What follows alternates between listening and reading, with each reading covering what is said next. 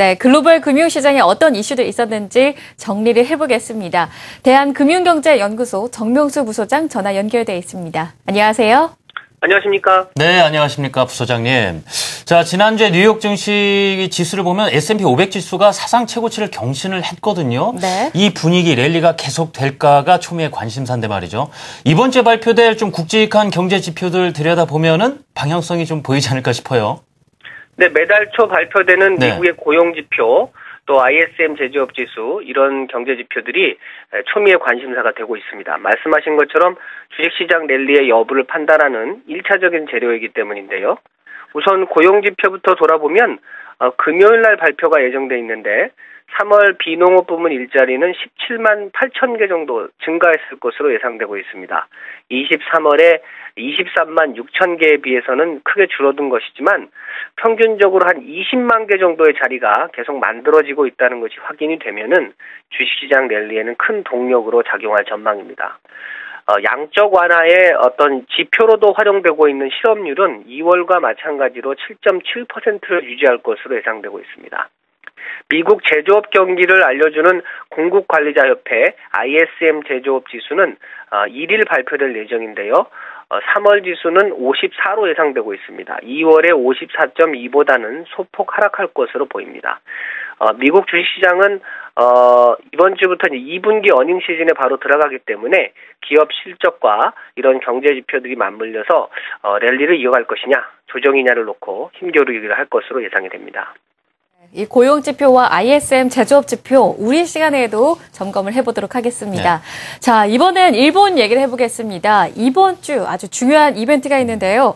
구로다 일본은행 총재의 첫 통화정책회의가 우리 시간으로 수요일과 목요일에 예정이 돼 있는데 당연히 경기 부양과 또 엔저에 관한 얘기가 나올 것으로 보이거든요. 어떤 정책들이 나올까요? 네, 아베노믹스의 선봉작이죠. 구로다 하루이코 일본 총재가 통화정책회의를 처음으로 주재합니다. 사실 구로다 총재가 취임 전에 굉장히 많은 얘기를 했기 때문에 그런 것들이 일본 금융시장에는 선반영된 측면이 강합니다. 오히려 구로다 총재가 정식으로 총재에 임명된 이후에는 기대감을 살짝 누그러뜨리는 발언들을 하고 있는데요. 지금 예상되는 정책으로는 일본은행이 현재 매입 중인 국채의 만기를 3년짜리에서 5년짜리 이상 장기 국채로 확대하는 방안이 거론되고 있습니다. 자산 매입 규모도 매월 3조 6천억 엔 수준에서 수조 원가량 더 늘어날 것으로 보이고 있고요. 매입 자산도 국채 외에 ETF라든가 부동산 리츠 등 위험 자산도 보다 적극적으로 매입하지 않겠는가 이런 전망이 나오고 있습니다. 지금도 일본은행은 ETF나 리츠를 사고는 있는데 그렇게 적극적이지는 않습니다.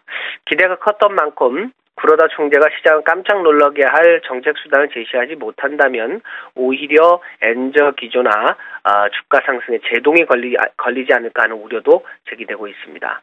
한편 일본 중앙은행뿐만이 아니라 유럽 중앙은행하고 영국 중앙은행도 4일 통화정책회의를 열게 됩니다. 참고로 우리나라 한국은행의 금융통화위원회는 11일 열릴 예정이죠. 지난주 정부가 성장률 목표치를 낮추고 추경 편성을 공식화했기 때문에 금통위에서 금리를 낮출 것인지가 또 관심이 집중되고 있습니다. 자, 일본은행의 회의 내용 또 결과를 좀 지켜봐야겠고요. 최근에 그 일본이라든가 미국 이 선진국들의 증시가 상당히 주목을 받았습니다. 상승폭도 상당히 컸는데 그런 사이에 과거 이메이징 마켓의 어떤 선두주자로 갈 수 있는 브릭스에서 투자 자금이 좀 이탈하고 있다. 뭐 이런 소식이 있더라고요. 네, 미국 증시가 사상 최고치를 갈아치운 것과는 대조적으로 네. 그 MSCI가 발표하는 브릭스 국가들의 지수가 2007년 고점과 비교하면 여전히 37% 하락한 상태입니다. 이렇게 지수가 부진하니까 투자 자금이 이탈하는 것도 어쩌면 당연한데요. 올해 들어서 브라질 시장에서 개인 투자자들의 주식 매매는 1999년 수준으로 후퇴했습니다. 러시아 시장에 투자하는 뮤추얼 펀드도 16개월 연속 자금이 순유출을 보이고 있습니다. 인도에 투자하는 뮤추얼 펀드 역시 9개월간 25억 달러가 빠져나갔습니다. 중국은 지난 1년간 200만 개의 개인 주식 계좌가 잔고가 없는 깡통 계좌가 되는 등 브릭스 국가 중 상황이 제일 좋지 않은 모습입니다. 투자 자금이 지금 선진국 증시로만 몰리는 현상이 계속되고 있기 때문에 브릭스 쪽이 이제 고통을 받고 있는데요. 향후 전망 어떻게 될지 좀 지켜보셔야 될 것 같습니다. 네, 잘 들었습니다. 이번 주 발표될 경제 지표부터 또 일본의 통화정책 회의 내용까지 먼저 전망을 해봤습니다. 대한금융경제연구소 정명수 부소장과 함께했습니다. 오늘 말씀 고맙습니다. 감사합니다. 감사합니다.